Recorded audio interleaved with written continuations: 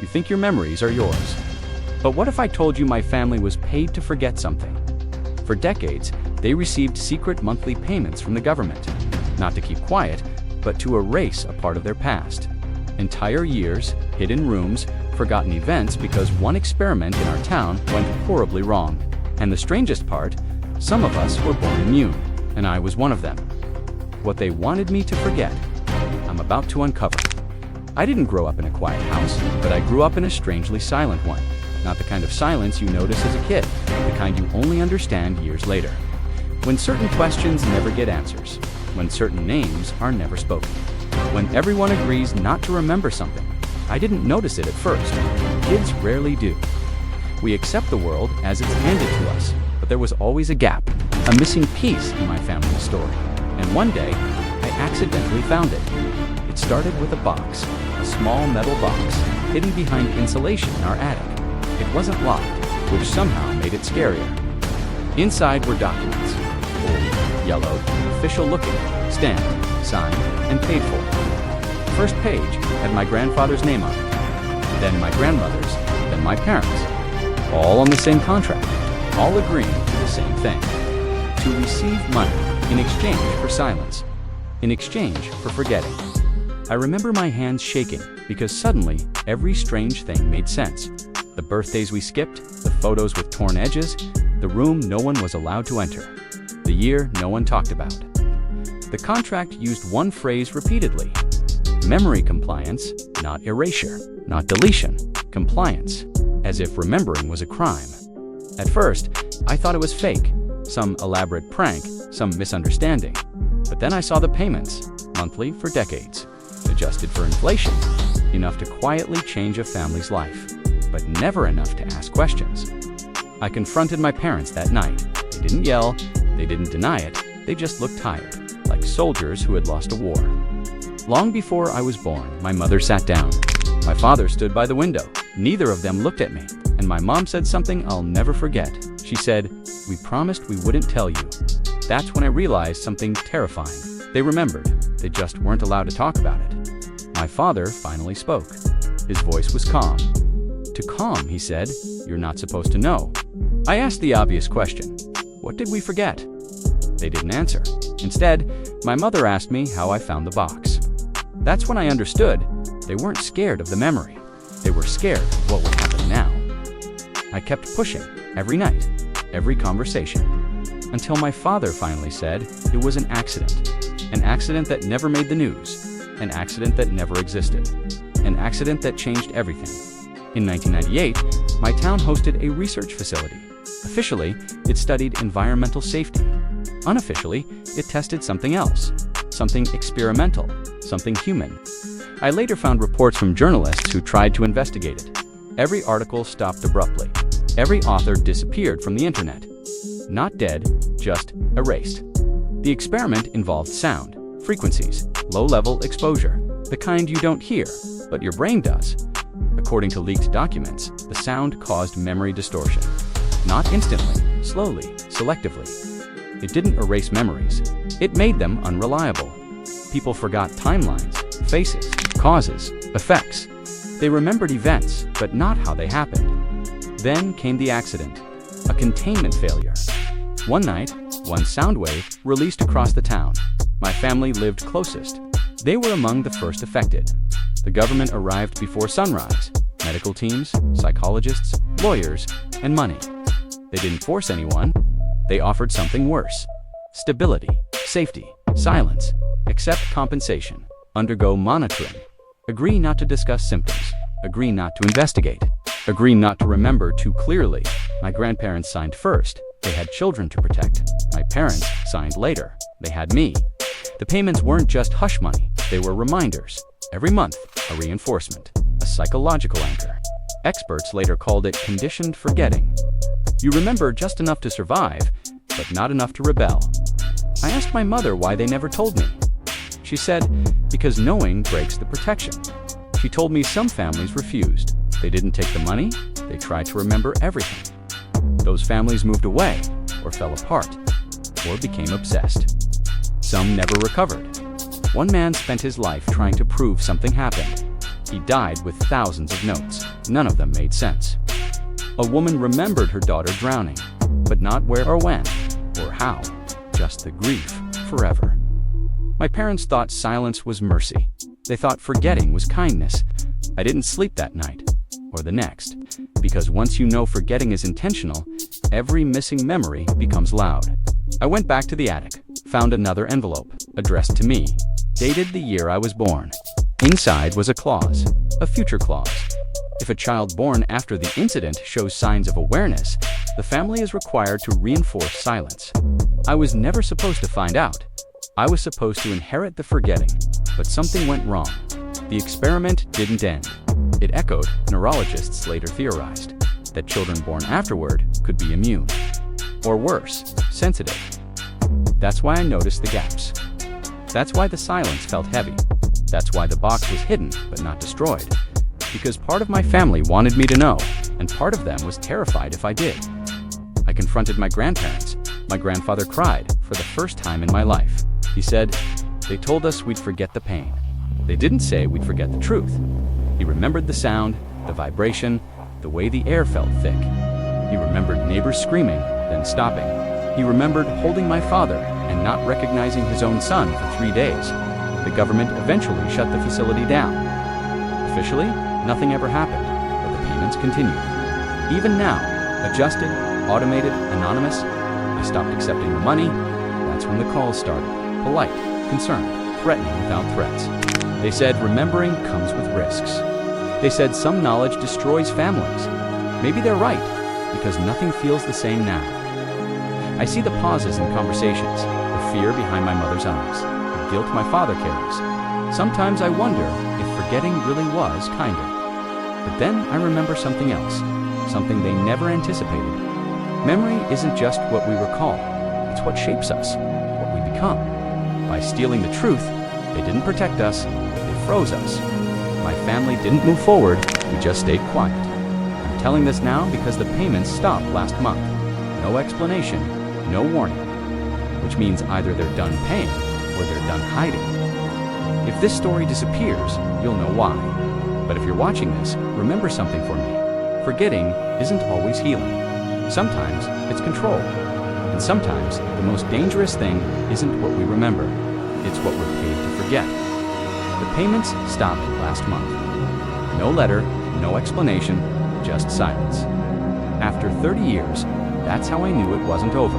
Because you don't stop paying people unless you think they already know, or you don't care anymore. My parents didn't celebrate. They didn't panic. They just sat quietly at the kitchen table, like they had been waiting for this day.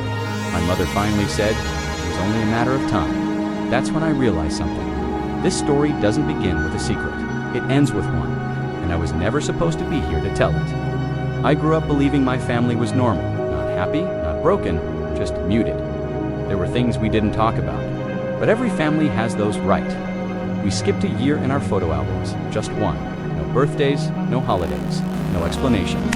Whenever I asked, the answer was always the same. We were going through a lot.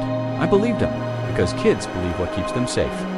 It wasn't until the money stopped that the silence felt different, heavier, like a lie that had finally run out of oxygen. 3 days later, I found the box. It was hidden in the attic. Behind insulation, behind years of dust, behind intention, a small metal box unlocked, as if someone wanted to be found eventually. Inside were documents official, stamped, signed, paid. The first name was my grandfather's, then my grandmother's, then my parents', all agreeing to the same condition. Financial compensation in exchange for memory compliance, not silence, not denial, compliance. That word stayed with me, because it meant remembering wasn't impossible. It was forbidden. I confronted my parents that night. They didn't ask how I found the box. They just stared at it like it had followed them home. My father said, "You weren't supposed to see that." My mother said, "We tried to protect you." That's when I asked the question they feared most. What did we forget?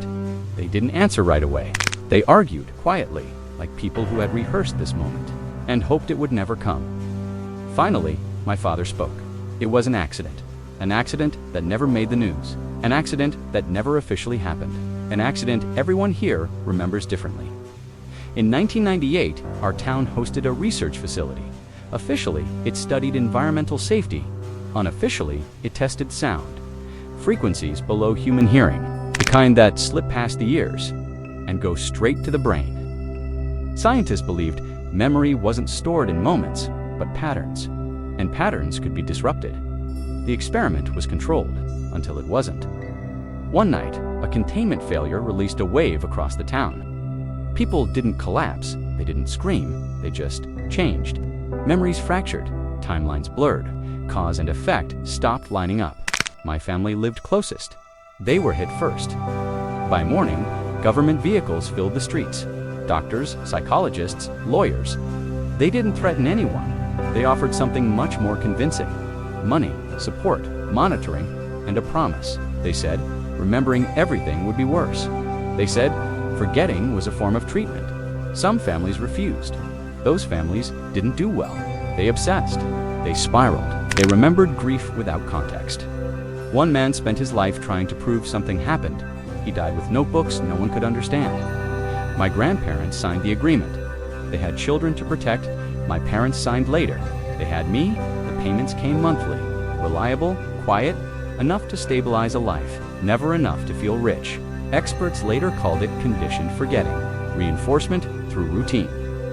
Silence rewarded, curiosity punished. I was born after the accident, which made me different.